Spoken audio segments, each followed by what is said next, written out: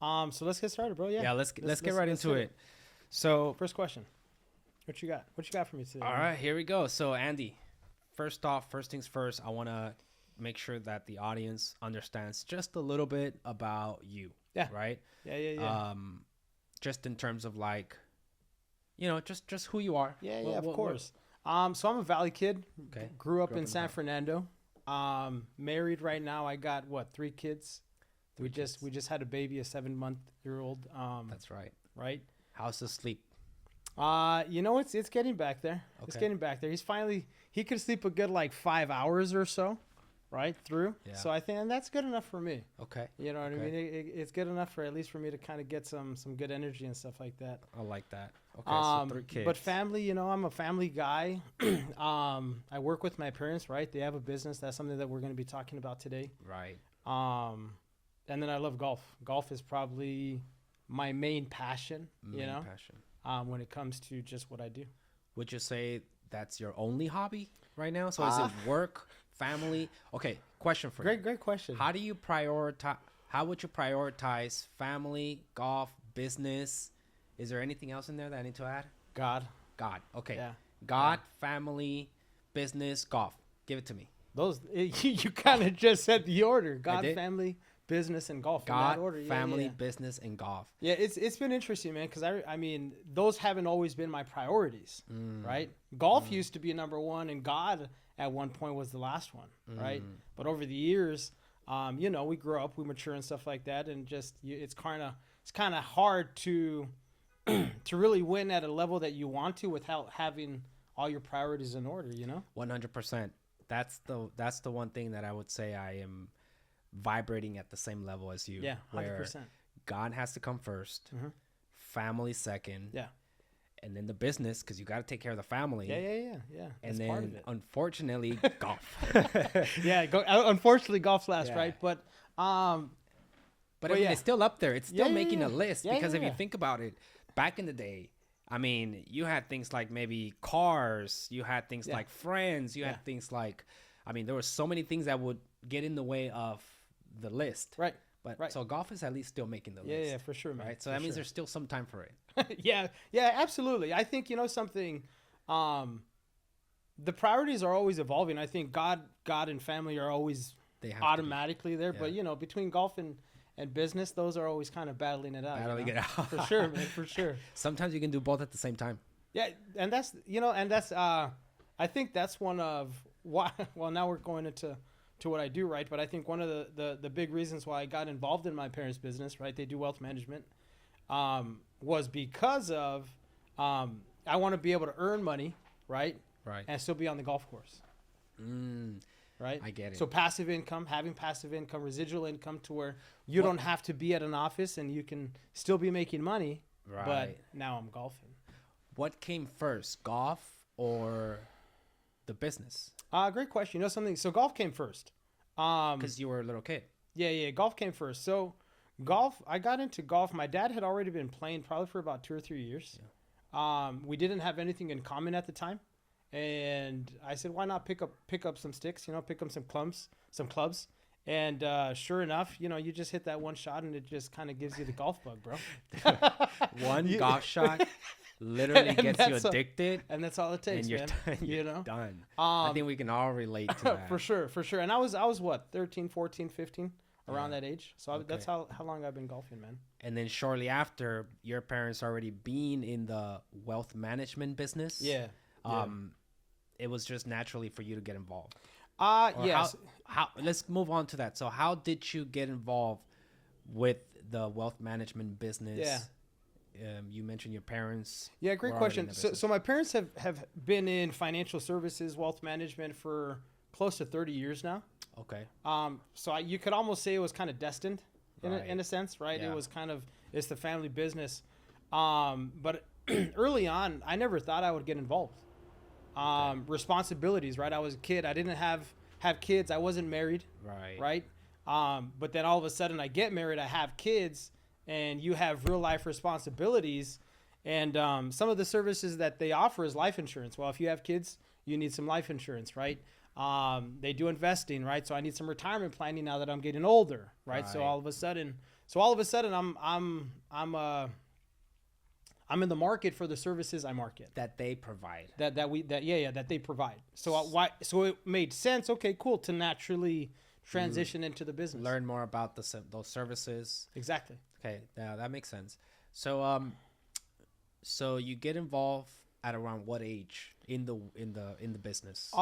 So originally I got involved at 21, but I washed out, and then I got married around 23, 24, and then I got back in again. When you say you washed out, what would you credit that to?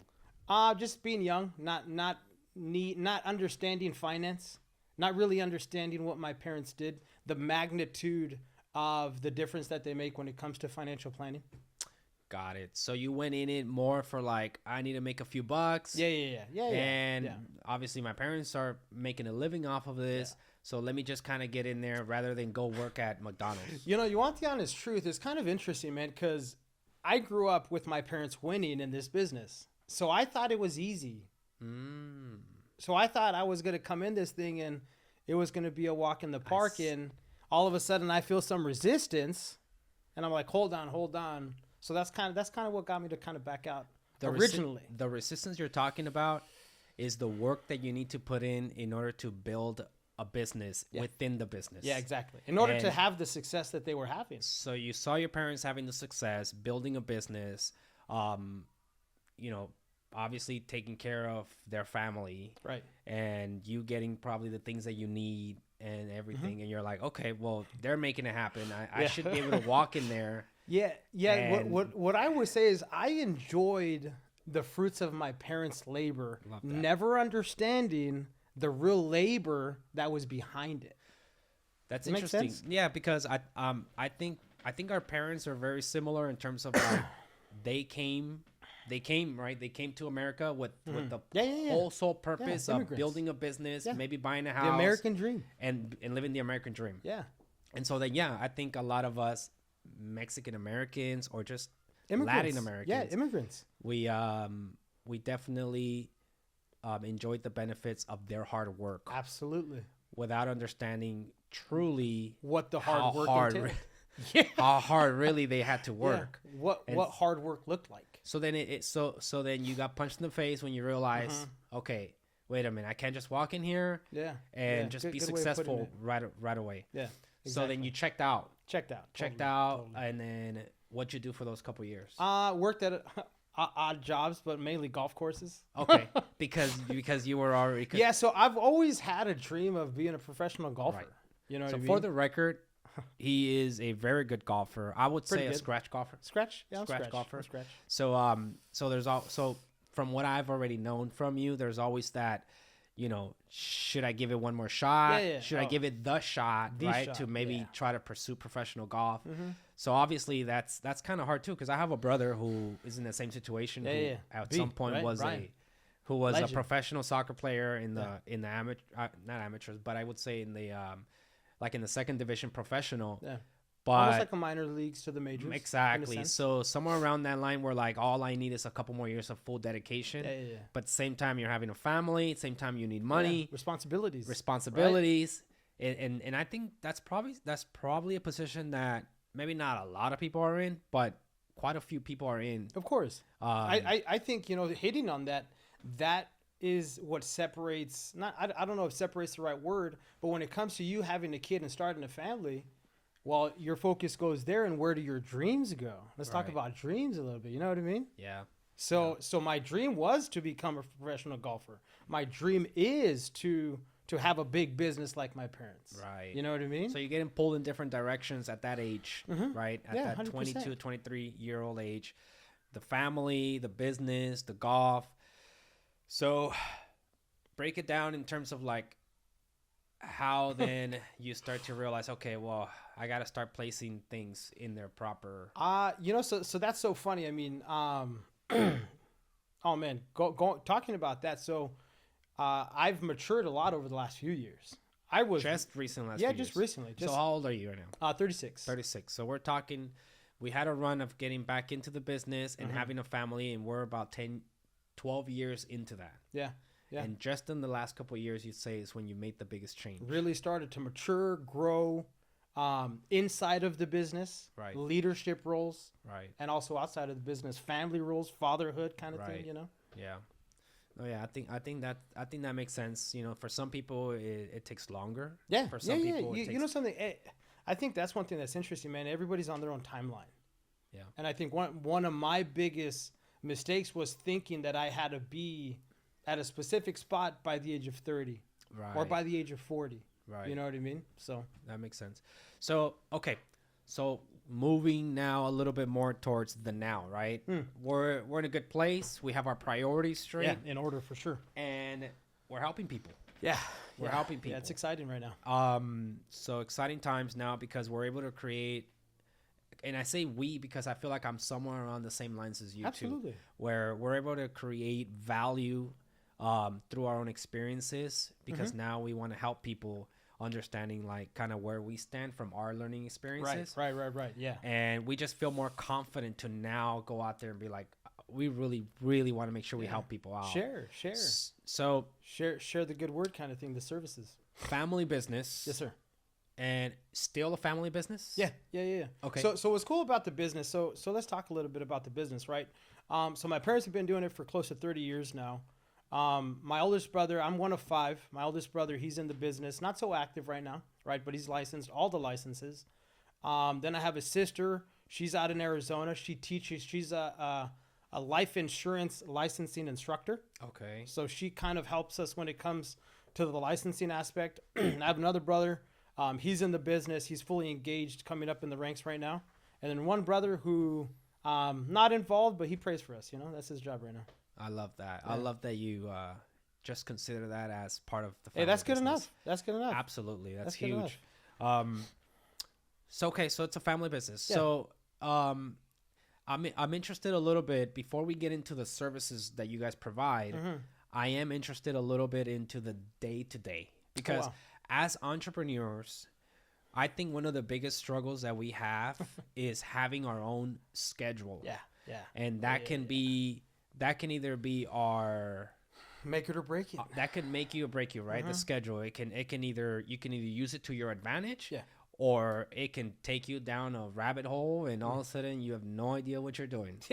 Yeah. So one of the things about entrepreneurship is taking on the responsibility of somebody no longer telling you what to do. Okay. Right. So I think for me, accountability, right? Okay. And that's something that I struggled with early on.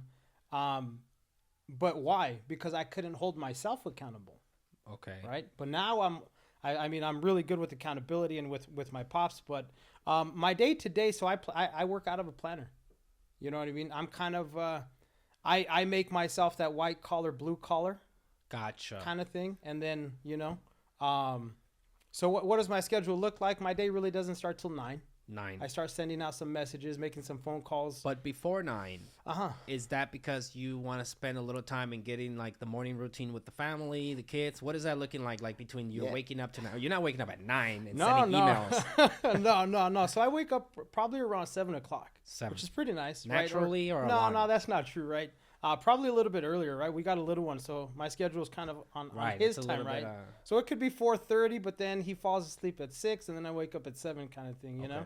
But usually we take the kids to school, come back, have some coffee with the wife, maybe do some reading, just write my goals. I write my goals down every single day.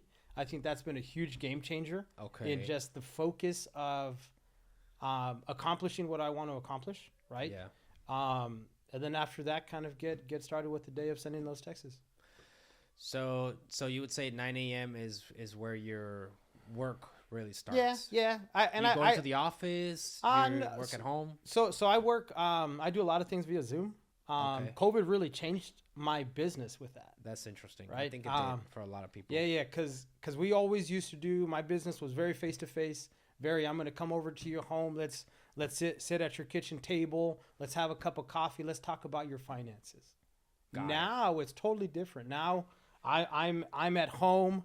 I hop on a Zoom. Once I'm off the meeting, I literally turn around and I'm with my family. So I love that aspect of Zoom, But it's not getting in the way, because I struggled with that in the past. I mean, I would say I still do, but as of right now, lately, I've been able to to stay more focused on work. Yeah.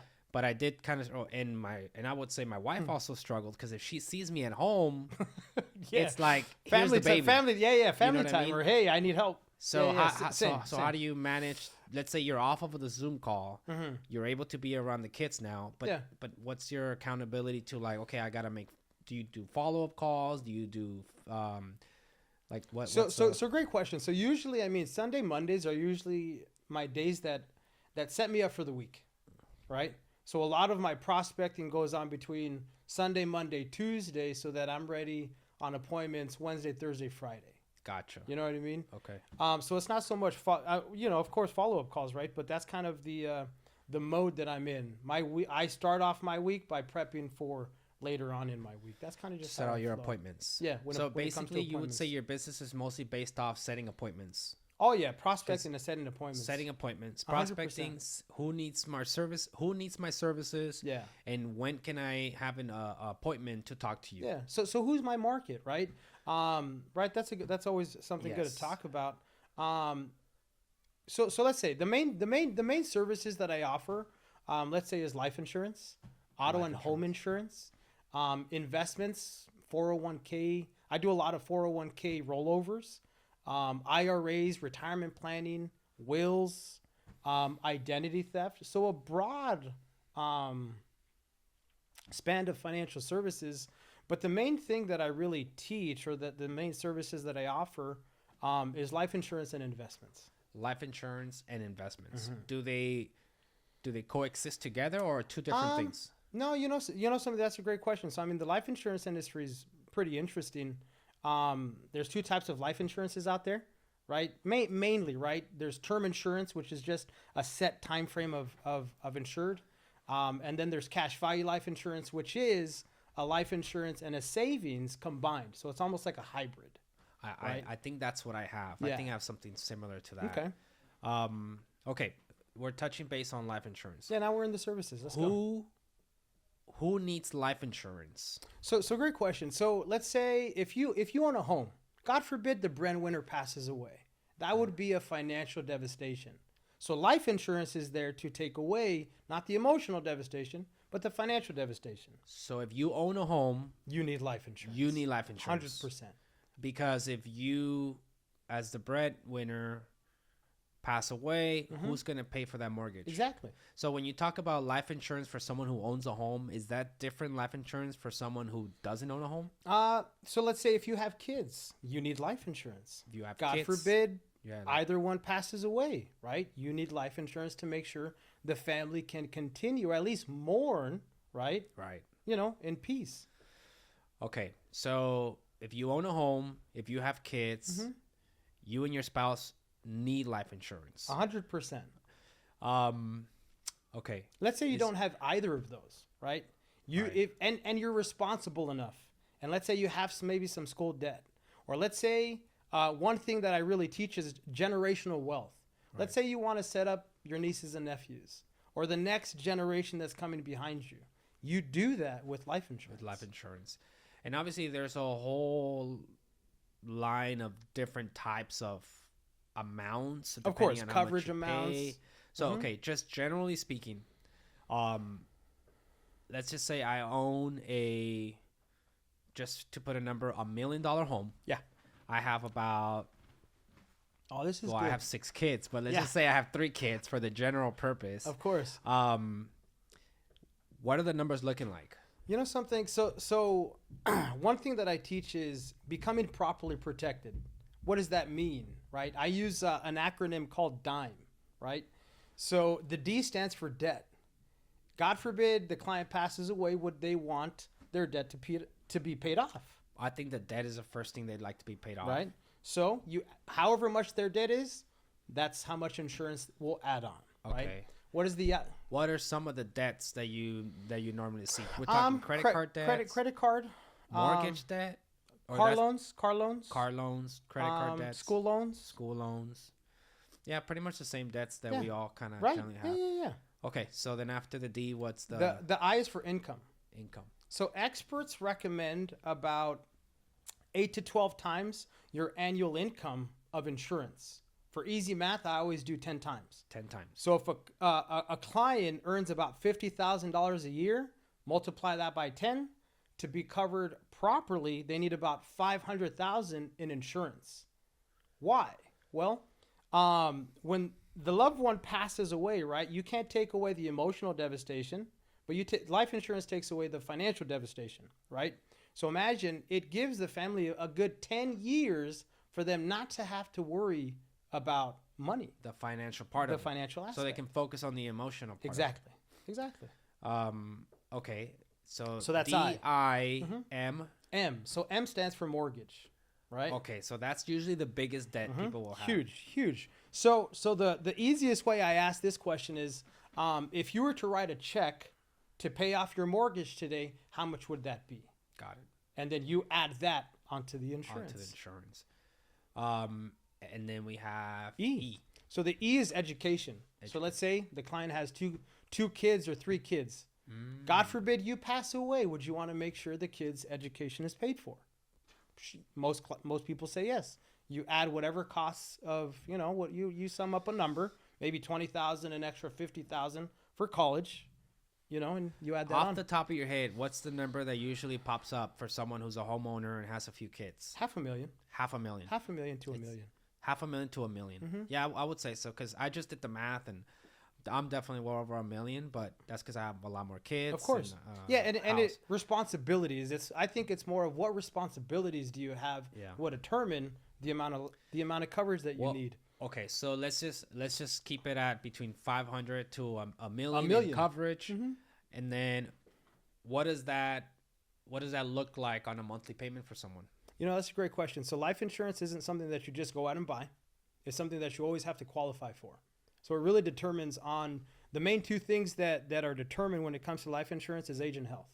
So the younger you are, you're going to be more healthy. The more costly or the more affordable it's going to be. Got it. As you start to get older, right, the cost of insurance goes up, and also, maybe your health. If I get it at let's say if I get it at 20 years old, it's going to be cheaper than if I get it at 40. 100%. But what happens if if I got it at 20 and I've been paying it for 20 years? Does it go up with time? Great question. So it really depends on the term that the client has. So I only offer term, right? I only teach one philosophy. It's buy term and invest the difference. I always teach my clients to always have your savings and your life insurance separate. Okay. A lot of that is because of with cash value life insurance, you never know where your dollar is going. Right. So you don't know how much is going to the savings portion. Within the policy, it tells you the cost of insurance, but it's minimal compared to the amount of premium that you're paying. And so you're talking so you're preaching term. Only term.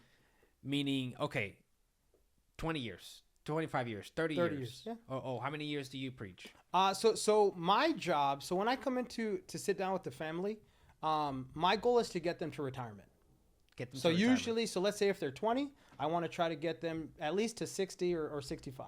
So if they're 40 year. Yeah. Term. Well, so the most term we could do is 35. Oh, the most. So I'd knock them in with the 35-year term. But let's say somebody that's 40, right? Get them to 60, 65. I'd give them either a 20 or a 25-year term. The reason I asked that question was because does my audience, your audience, benefit from jumping on life insurance at an earlier age rather than later, right? Because what if they're like, look, I'm good for another 5 years. I'm healthy. I'm not doing nothing crazy. Maybe I'll get life insurance. So the challenge 10 years later. The challenge is with death does not discriminate. That's the challenge. It doesn't. We don't. If I knew when I was gonna die, I'd go buy life insurance the day before, no? But we don't know when we're gonna die. So you need it, of course. Everybody needs life insurance because again, whether you're single, you want to leave something behind for your family. All right, quick question about that. Let's say someone like myself who got life insurance 5 years ago, 10 years ago, I don't even remember. Right. I know it's there. Yeah.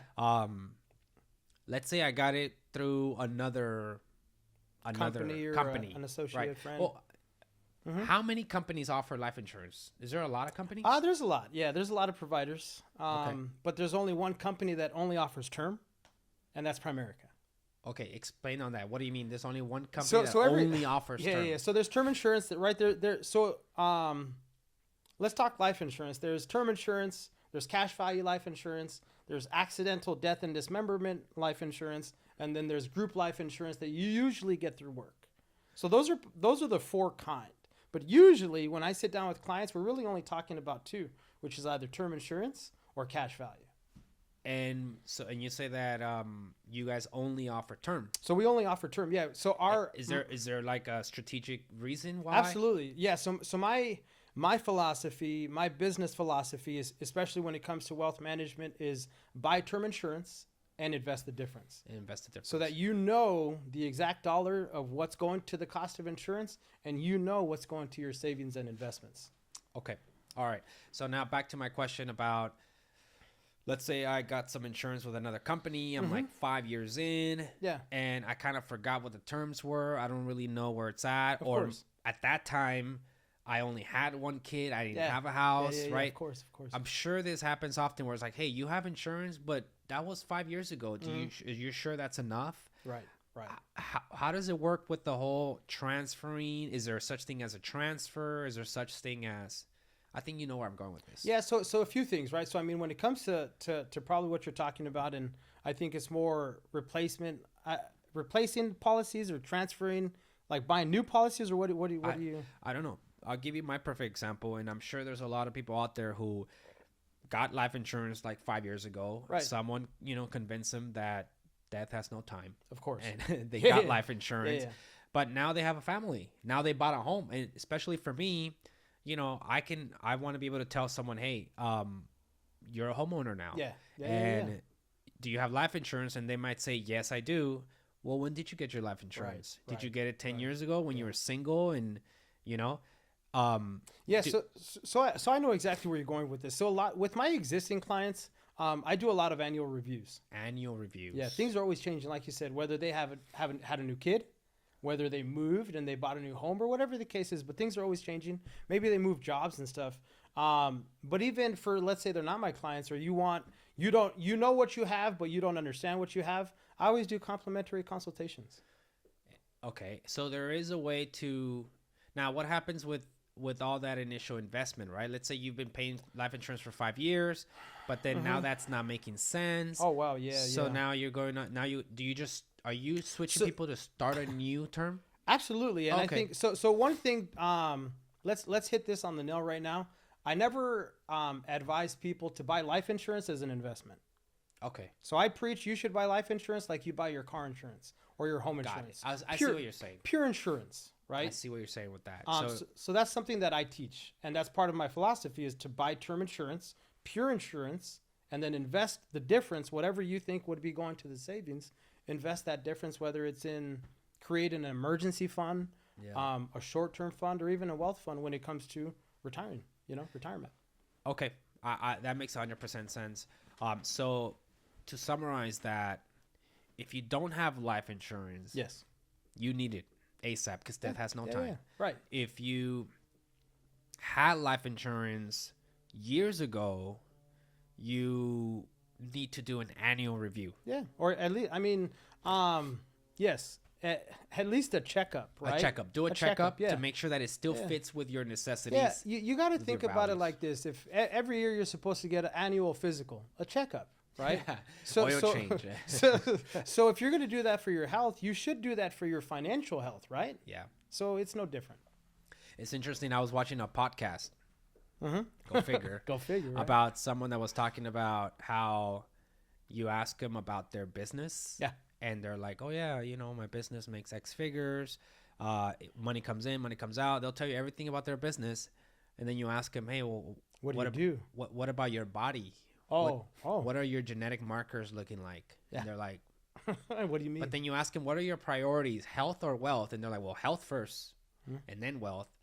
And then they're like, okay, well, what are your, genetic biomarkers telling you? What kind of nutrient deficiencies do you have? Right. And then all of a sudden they're like, well, I don't know. I just had McDonald's yesterday. Right. It's like, oh, wait a minute. So you're not even. It's important to you, but you're not doing nothing about it. Exactly. Yeah. So I think that goes into the same thing with the life insurance, where if you don't even know where you stand with your, with protecting your assets, your family, and it's your number two. Mm-hmm. It's definitely my number two. Yeah. And so it's like, and we don't even know, it's something's not right. Right. And so we need to come talk to Andy about that. Yeah. Okay. Yeah. Send them my way. So we talked a little bit about life insurance. Right. So another one of your services that you provide is helping people invest their money. Yeah. Right. Because you mentioned term, keep it separate. Right. And then see how much money you have left over to invest. Right. Tell me how let's say you already set with someone and you set what the term life insurance should be looking like. And then they come at you and they're like, how do you determine, first of all, how much money they have to invest? And then how do you allocate that money? Great question. Or what are some of the investments that you put them through? Yeah, great question. So when it comes to putting a program together of life insurance and savings, I always work with budgets, right? Everybody earns, there's no like cookie cutter way of putting it. So the question that I always ask all my clients is, what's an amount that they feel comfortable setting aside to start insuring their family and investing in their future? So some families can maybe do $100 a month. Some can do $300 a month. I have clients doing $500 a month.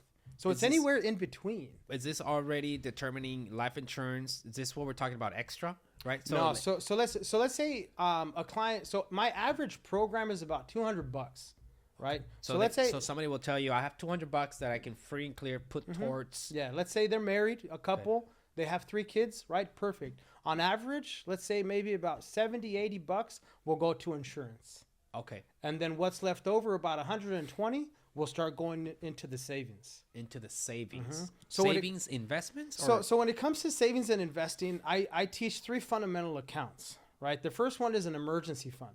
Okay. What I recommend is 3 months of your monthly expenses. So if you make... And I would say that's not low. If you make. I would say that's like bare minimum. Yeah, 100% to start. Yeah. And the reason why is because one thing, as I've really started to sit down with a lot of families, most people don't even have an emergency fund. True.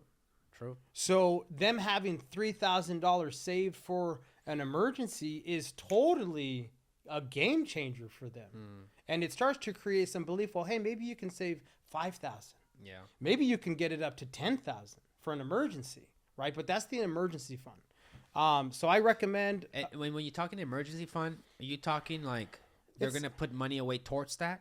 Yeah, exactly that. Is that on their own? No. So I create an account. Oh, okay. For them, it's a brokerage account, and it's usually invested in or just saved in a money market fund or bonds.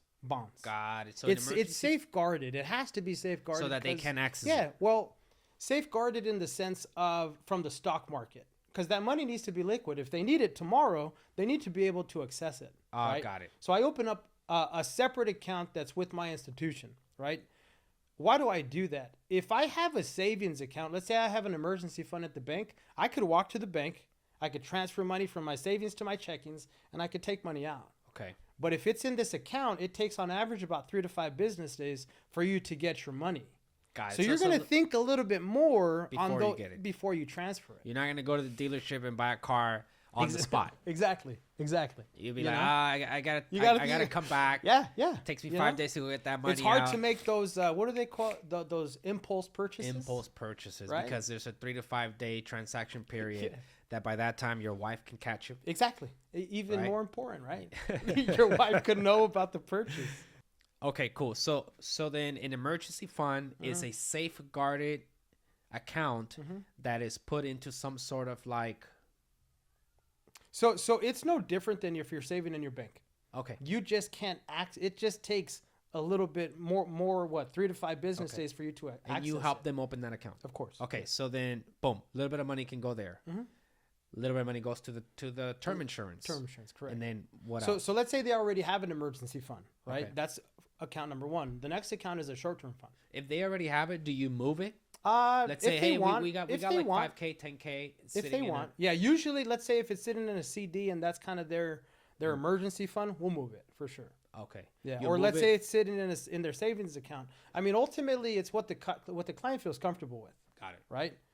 If they feel they can manage their own emergency fund, kudos. I mean, if they have been managing for a few years and haven't touched it, then you say, okay, then you're set there. Yeah. Okay. So the next one would be the short-term account, which is mainly more savings for maybe a layoff. Maybe you want to purchase a car cash. Sorry, right? Okay. Maybe you want to put a down payment on a home. Okay. So that's another account. Safeguarded account? No, so that one is invested. Oh, that's it. That one is invested. But it's still somewhat safeguarded because I think ultimately when it comes to investing, a big thing that you want to kind of be mindful of is that your time horizon. If you're going to invest this money, when do you plan on using I see what you're saying. So that's how you determine how much they should be putting in? No, not how much they should be putting in, but where is this money going to be invested? Oh, whether it's a higher risk or lower risk type of thing? Yeah. So let's just say I want to save money to buy a house. Perfect. Right? Yeah, let's talk about it. So, hey, Andy. Yeah. I'm trying to save money to buy a house, right? Fantastic. We touch base on my term. Okay. I'm putting money away for my emergency fund. Great. But in about 2 years to 3 years, I want to buy a house. Okay. And my realtor, Edgar. Great. He said, great guy, by the way. Thank you. He said, I need approximately $25,000. Okay. Maybe a little less, but he says I need money for furniture. Okay. So about $25,000 is kind of what I need as a first-time buyer. I want to buy, something nice for my family. Beautiful. What's the plan? What are we doing here? So we got a time horizon, right? 2 years. We know that we can't be too risky because we're going to need this money in 2 years. So we don't want the volatility of the stock market to affect it. Okay. So we put it in probably some safeguarded bonds, maybe some government bonds that'll earn maybe 3 to 4%. You'll still get that growth, but the money will be ready for you once you're ready to use it. So are we doing a little bit of math too of saying like, okay, obviously if you were to just save it, right, we're looking at $1,000 a month, right? Could be a little high for someone, or maybe not if it's with a purpose, right? Maybe both wife and husband, or whenever I sit with people, I do this math. It's interesting that I'm learning this because I actually sit with people and I tell them, okay, we need 25K in 2 years. So it's $1,000 a month. Okay. So I tell them, okay, where are we going to get this money from? Like, does that mean that you have to put away between you and your wife $500 each from your job? That's going to go straight to this, this savings fund. Yeah. And then I tell them, I'm going to call you in about a year. And you should already have about 12 to 13,000, right? Right. Sometimes it's less, sometimes it's more. But now that I'm realizing that they can take it a step further and maybe say, okay, maybe we can do 500 a month and put it towards some sort of like safeguarded fund, like a fund, short-term fund, that maybe that can actually go up a little bit and maybe they can get the money with less savings, get the full down payment, or get it faster. Correct. Yeah. Investing. I mean, by investing, you get everything faster. No, your money grows faster, right? Gotcha. Even with the market volatility and stuff like that, the market is cyclical, right? So it goes up, it goes down, but it's always going to come back up. Right. Right.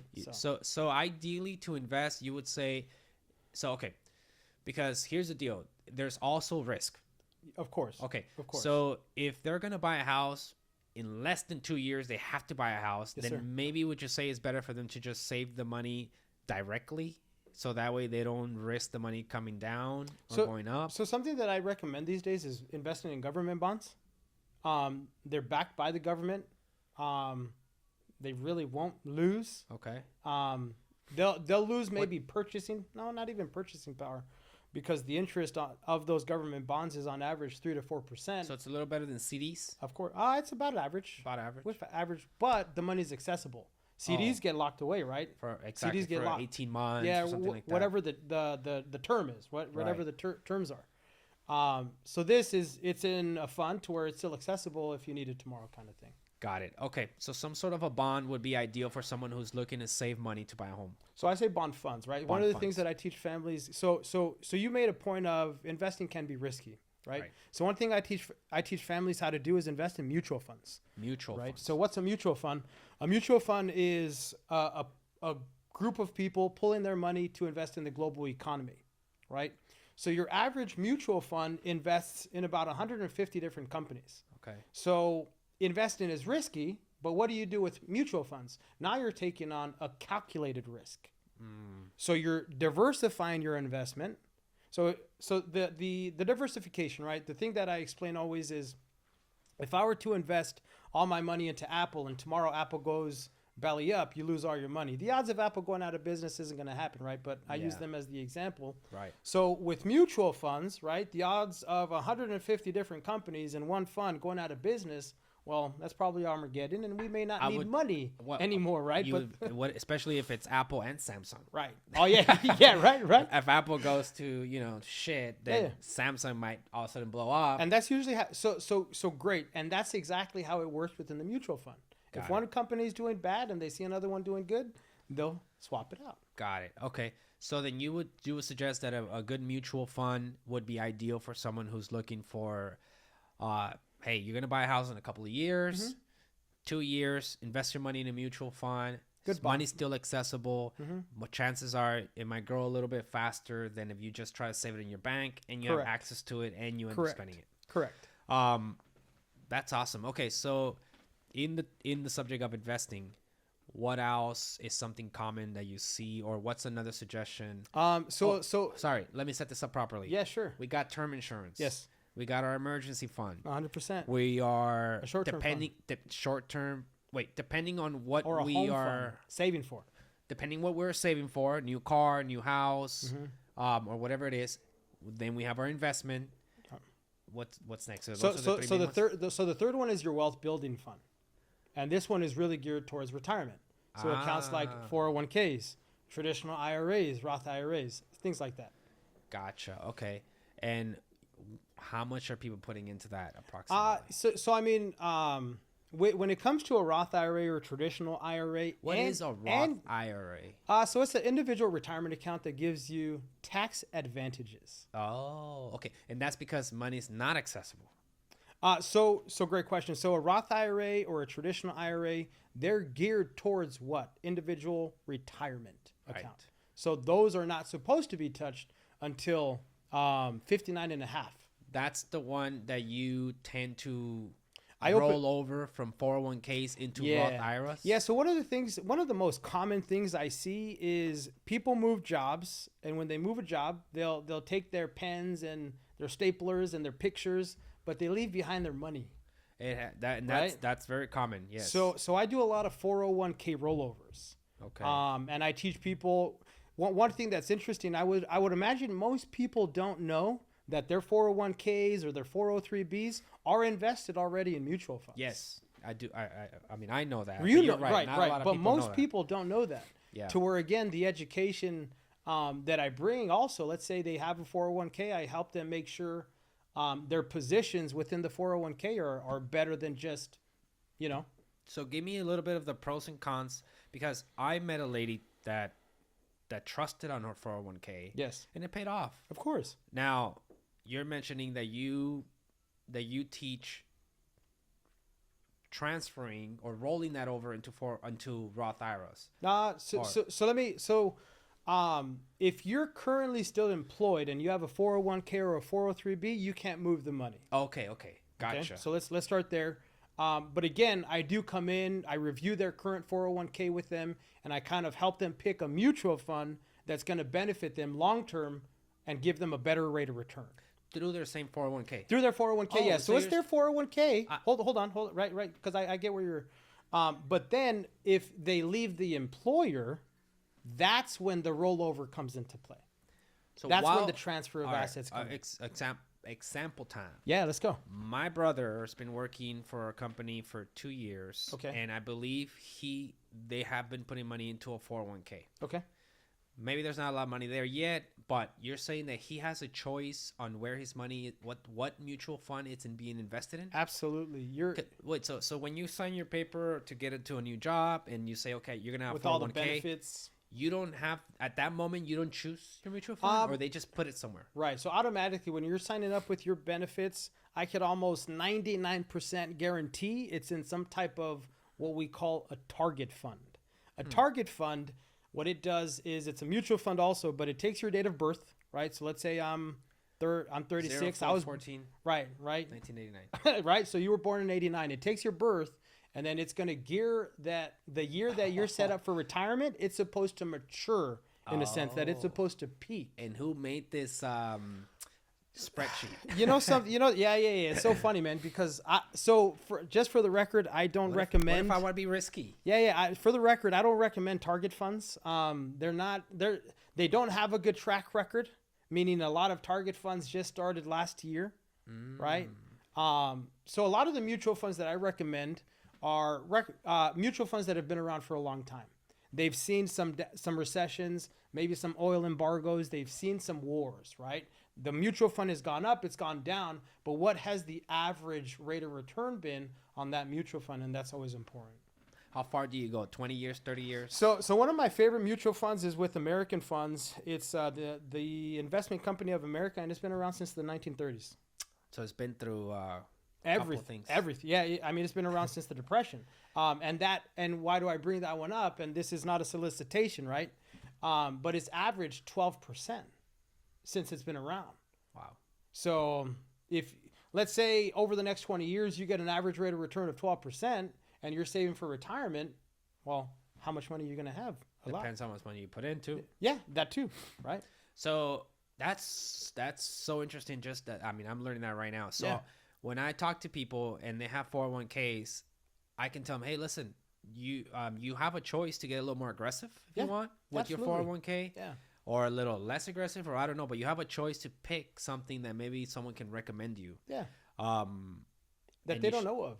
And most don't know, Got it. So okay, let's say I'm talking with someone. They're like, oh yeah, I have a 401k that I'm probably going to use. I'll give you an example. I have someone right now who's been working, my building inspector, and he has a 401k that has been building up for, I don't know, I would say quite a few years, maybe like 8 years, 10 years.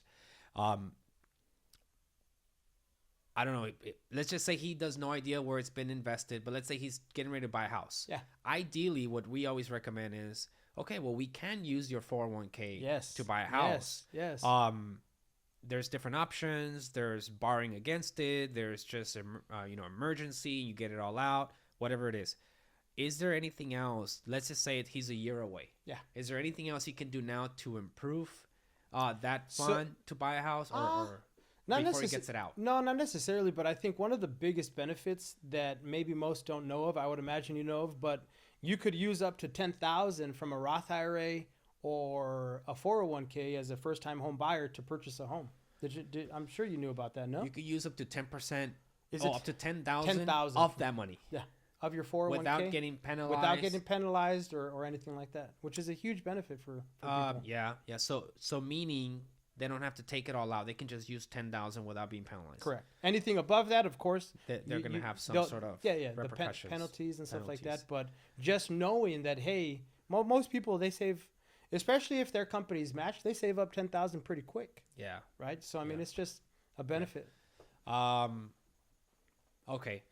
Give me a little bit more in-depth information about some other things that you see. So just to rephrase it, we've talked about, we got the term set, we got the emergency fund, we got the short-term savings account set up, and then we're looking at the long-term investment. So in terms of long-term investments, so you're telling me you have a 401k and you've been with the same employer, you're good, but let me check it out to see if it's the right fit for you in terms of that money, how it's being invested. Yes, it's just a courtesy, always. Gotcha. And then, but however, if you've already left an employer, you have something, let's say 2 years ago you moved and you have some money on a 401k there. Right. First of all, is that money still working for you? Sometimes it is, sometimes it isn't. Usually it isn't. Usually once you leave the job, usually they'll transfer the assets to a separate account where it's earning zero to no interest. So you come in, someone's like, yeah, I worked at this company for 2 years. I'm sure I have something there, and I've been working at this company now for 2 years. Yeah. What are you telling them? So when it comes to options, they have options, right? They have option one is to take it out. Option one is to transfer it over to their existing 401k, or transfer it out to a traditional IRA, which usually I help them transfer it to a traditional IRA. So traditional IRA, what does that mean? Remember, Roth IRA and a traditional IRA, they are retirement plans that give you tax advantages, right? So a 401k is what you would call a qualified plan, meaning that there's tax advantages and the taxes are deferred. Gotcha. So in order to maintain those taxes and keep them deferred, you roll them to a traditional IRA so that you don't have to pay any taxes. The taxes stay sheltered and the investment continues to grow tax deferred. Why would someone want to transfer from their 401k to a Roth IRA or a traditional? To a traditional, one for me, they want me as their personal advisor. Okay. The different investment options. Okay. So essentially, they're the same thing. Just one is handled by like a broker, and one is handled by me. No, who handles the 401ks? So the 401k is the institution, whether it's Fidelity, Voya, American Funds. There's different companies that offer the 401k. Okay. So those are the institutional companies. So when you're talking traditional, so I offer them through my own service, through my own brokerage. Yeah. But I offer them of the institutions also. I get it. So essentially, for someone like me who's an entrepreneur, yes, sir. For me to essentially have my 401k. Yeah. It would be saying, "Hey, Andy, can you help me set up a Roth IRA?" Correct. Yeah. Yeah. So let's say you sit down with people, or I sit down with people that they don't have a 401k benefit at their work. I would automatically get them started in a Roth IRA. And what are we talking about there? So a couple $100. Yeah. What are people putting into this? Great question. So maximum allowable amount, if you're under 50, is $7,000. If you're over, year? Yeah, a year. Oh. Yeah. Great question. Right. A year. But if you're over 50, up to 8,000 annually. Annually. Is this something that people put in just one chunk? Great question. So some people, like I have clients that they just invest up to, let's say $100 a month or $200 a month. So let's say at the end of 12 months, they've maybe invested, let's say $2,500. What they can do is offset that and still invest just one chunk of, let's say, 3,000 or 4,000, but they can never invest more than 7,000. Into their Roth IRA. Does that make sense? Because, did I lose you there? Because no. Because the reason I asked is, let's just say an entrepreneur, right? Yeah. Just started in the insurance business or just started in the real estate business, and all of a sudden, I like where this is going. They made a couple $100K. Yeah. And let's just say they're like, okay, cool, they're balling, yeah. And all of a sudden they're in that mode. They get hit by the tax bill. Oh yeah, for sure. And they owe $20,000. Okay. And that's going lowball. Yeah. Is this where the Roth IRAs come in? No, so the traditional IRA would come in. Traditional IRA. Yes, sir. What does that stand for? So the IRA stands for individual retirement account. Same thing. Okay, got it. Yeah, but the difference of the traditional IRA and the Roth IRA is when you put money into a Roth IRA, it's after tax dollars. So that the money that you're putting into a Roth IRA has already been taxed. Okay. So the benefit of a Roth IRA is when you finally take that money out at 59 and a half, you no longer have to pay taxes on that. Gotcha. So that's a huge advantage. Gotcha. With the traditional IRA, let's say all that money is money that has not been taxed yet. Okay. So I owe $20,000 in taxes, but let's just say, how much of that can I put into a traditional IRA? $7,000.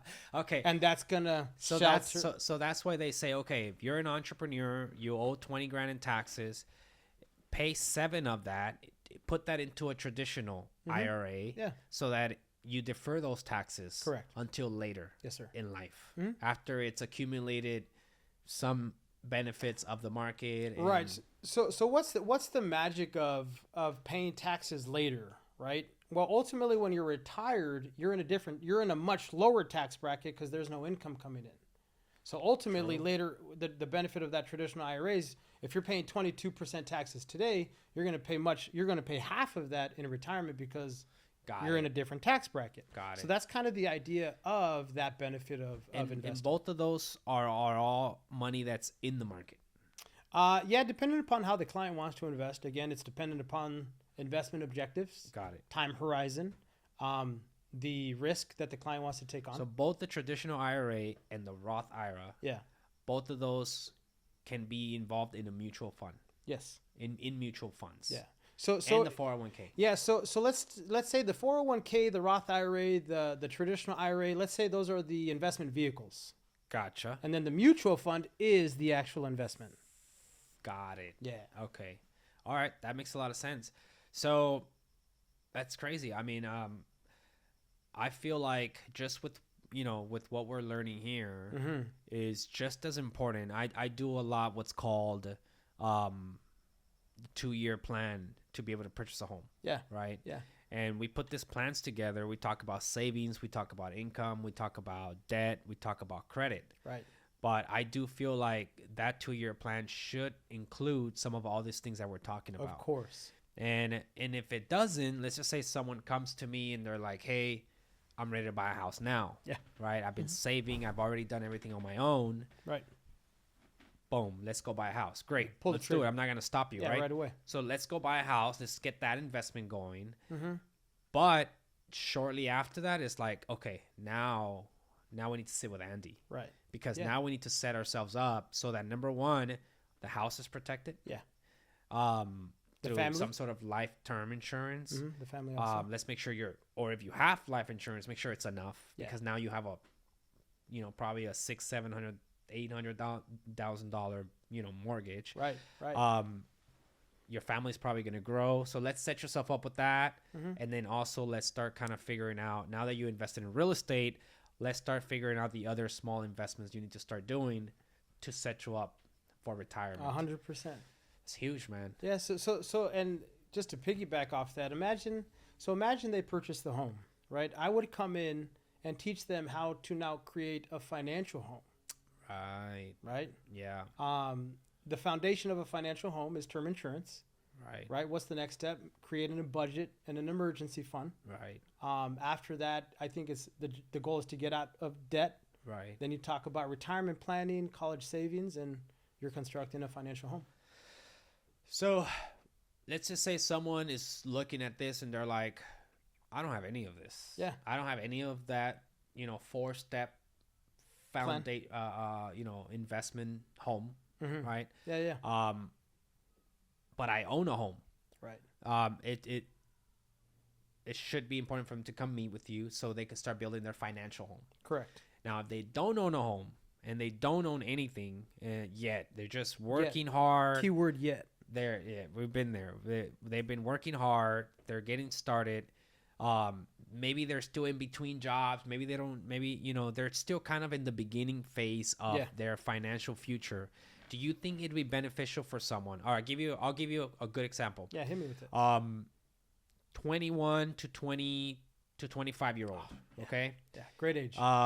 He's there right now. They're at that $25 an hour, working their way up to that 30. Maybe they're just joined a union, or maybe they're still in school, but maybe they're starting off in the lower parts of nursing or something. Families probably, they probably still don't have a family yet. Should they? What are some benefits of meeting with you now? That's a great question, man. So let's talk a little bit about money habits. Okay. And creating good money habits at a younger age. Okay. So when you're talking about that prime age of 20 to 25, that's when you want to start talking about a financial home. That's when you want to introduce this kind of stuff to them, so that they're prepared, so that they figure this thing out in their 20s, and then their 30s, they're solid. Right, 100%. So you're saying that it's going to be mostly about educating them.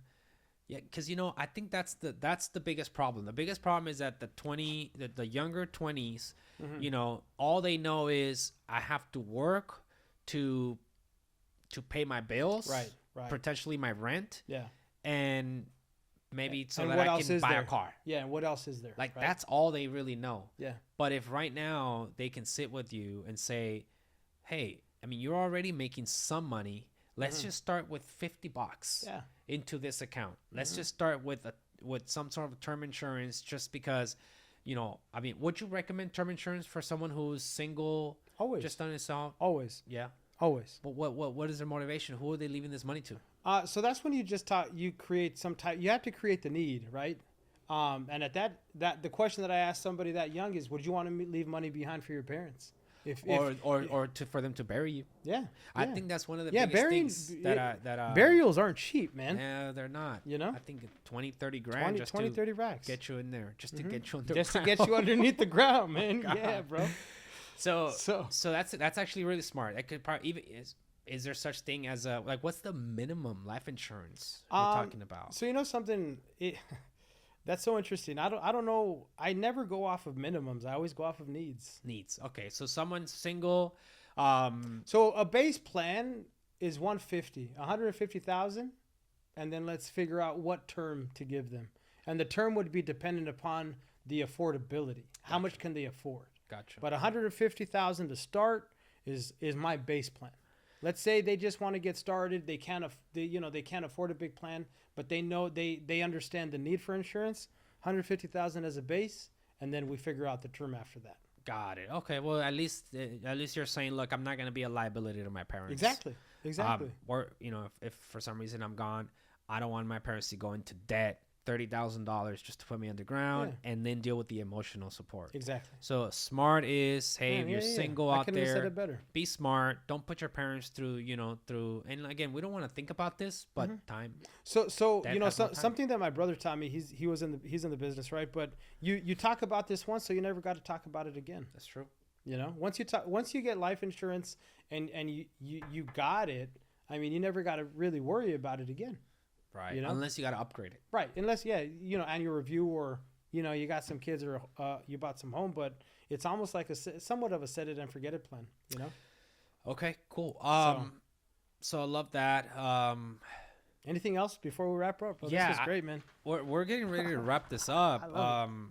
Listen, I learned a lot. Yeah. No, thank you for having me. And I know this was somewhat general, right? Of course. We got into some details, but it gave me an understanding of the financial structure of financial home, like you call it. Yeah, great. But I want to finish off with something. You always, in your IG, you always talk about back to the community. Yeah. $150K back to the community. Yeah. And I just think that term is heavy, and it just sounds like, back to the community. But I have no idea what that means. No, so it's an inside office thing, right? You really got to kind of be in the office. But one thing that I'm against is GoFundMe's, man. One thing you're against I'm against GoFundMe's when it comes to having to figure out how to bury somebody. So God forbid somebody passes away, when I insure them with 150,000 or 250,000, $500,000, $1 million, that's $500,000 that's going back to the community, man. I get it. So it feels good on the inside of just, hey, that's one less person that doesn't have to worry about, God forbid, if they pass away, their family's solid, man. So back to the community means that giving back. That someone made a decision. Yeah. That instead of them being a liability, they're going to give back to their community because they made a choice to get life insurance. That's it, man. I couldn't have said it better. And I think that's a good way to finish it, man. Well, thanks, man. Yeah, no, thank you. I'll be back, man. I think that's good. Wrap. Yeah. I just hope that we can